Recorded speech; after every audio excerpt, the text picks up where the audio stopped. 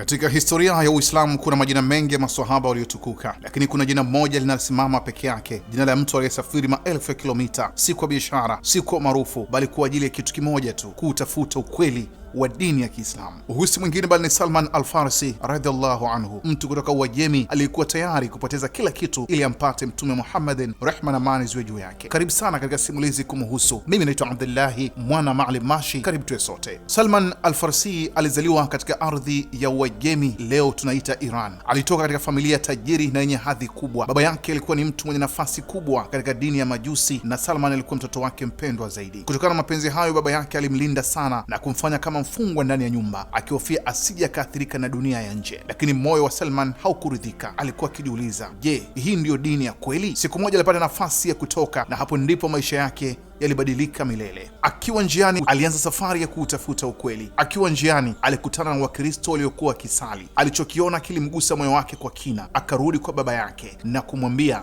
baba, nimeona dini bora kuliko hii tulionayo. Maneno hayo hayakumpendeza baba yake, akamfunga minyororo ili asiondoke tena. Lakini Salman alikuwa tayari kwa lolote. Akaikata minyororo na akaanza safari ndefu ya kutafuta dini ya ukweli. Alisafiri kutoka nchi hadi nchi, akikutana na wanazuoni wa Kikristo. Kila alipofariki mmoja, alimwelekeza kwa mwingine, mpaka siku moja mwanazuoni wake wa mwisho alimwambia, umefika mwisho wa zama zetu, lakini kuna mtume atakayekuja katika ardhi ya Uarabu, katika mji wa mitende, kwa maana Madina. Nenda huko. Akiwa njiani kuelekea Hijazi, Saudia ya leo, alisalitiwa, akauzwa kama mtumwa. Ndiyo, mtu aliyekuwa mtoto wa tajiri sasa akawa mtumwa, lakini hakurudi nyuma, kwa sababu alijua anakaribia ukweli. Hatimaye alipelekwa katika mji wa Madina, mji uliotajwa, na hapo ndipo aliposikia habari za kuwasili kwa Mtume Muhammad, rehma na amani ziwe juu yake, baada ya hijra. Hii ilikuwa ni takriban mwaka wa kwanza wa hijiria. Salman alitaka kuthibitisha, je, huyu ndiye mtume wa kweli? Alikuja na chakula akampa mtume kama sadaka. Mtume hakula, akawaambia maswahaba wake. Salman akasema moyoni, hii ni alama ya kwanza. Kesho yake akaleta chakula kama zawadi, mtume akala pamoja na maswahaba. Salman akasema, hii ni alama ya pili. Kisha akaangalia mgongoni mwa mtume na akaona muhuri wa utume. Hapo hapo akalia, akamkumbatia mtume na akaslimu. Safari yake miaka mingi hatimaye ilifika mwisho. Baada ya kuslimu Salman, mtume alimsaidia sana kujikomboa kutoka utumwani, na Salman akawa karibu sana na mtume, hadi mtume akasema, Salman ni katika Ahlul Bait, watu wa nyumba yangu. Katika vita vya Handak, Salman ndiye aliyetoa wazo la kuchimba Handak kuilinda Madina, mbinu iliyowashangaza sana Waarabu. Ulikuwa ni mchango mkubwa sana uliosaidia Waislamu kupata ushindi. Salman aliishi maisha ya unyenyekevu mkubwa, hakuvutiwa na mali wala dunia. Alikuwa na hekima, subira na imani ya hali ya juu. Aliwahi kuwa gavana, lakini aliishi kama mtu wa kawaida kabisa. Alifariki katika zama za ukhalifa wa Uthman bin Affan radhiallahu anhu, lakini jina lake limebakia kuwa taa ya kuongoza wanaotafuta ukweli. Hii ndiyo hadithi ya Salman al-Farsi, mtu aliyeacha kila kitu ili ampate Mwenyezi Mungu. Ni simulizi inayotufundisha kuwa ukweli haupatikani kwa kukaa, bali kwa kuutafuta, na kwamba moyo unaotafuta kwa dhati hauwezi kupotea. Hapa ndipo tunapofunga simulizi hii kwa uzito wake. Yule aliyekuwa mgeni katika ardhi ya Uarabu, Salman al-Farsi, ndiye aliyebadili kabisa mbinu ya vita katika vita vya Khandak. Alipoona hatari kubwa inakuja dhidi ya Madina, hakutegemea nguvu pekee, alileta akili. Akasema, tuchimbe handaki, na hapo ndipo historia ikabadilika. Handaki lile halikuwa tu udongo uliochimbwa, ilikuwa ni ukuta wa fikra, silaha ya ubunifu iliyowazuia maadui waliokuwa na nguvu kubwa zaidi. Na ukitazama leo, utaona kivuli cha historia hiyo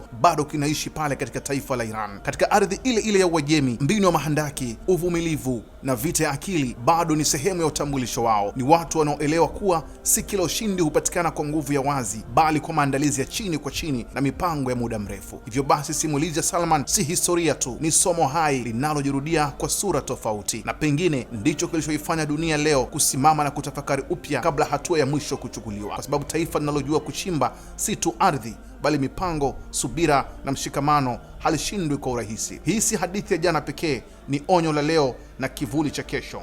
Na ndio maana hata katika mvutano huu wa vita Mashariki ya Kati uliositishwa kwa muda, wapo wanaoona wazi kuwa mbele yao si taifa la kawaida, bali taifa lililojifunza kupigana kwa akili kabla ya nguvu tangu kitambo.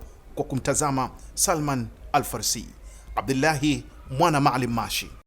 Kutokana na maombi na ushauri wa wadau wa Kishki TV duniani kote ya kuomba kuichangia Kishki Online TV ili nao wapate kheri zinazotokana na kazi hii, sasa milango ipo wazi kwako Muislamu popote pale ulipo. Unaweza kuichangia Kishki TV kwa kutoa sadaka yako ili umma wa Uislamu uendelee kunufaika na maudhui ya vipindi mbalimbali vyenye ukumbusho na mafundisho lukuki kutoka hapa Kishki TV.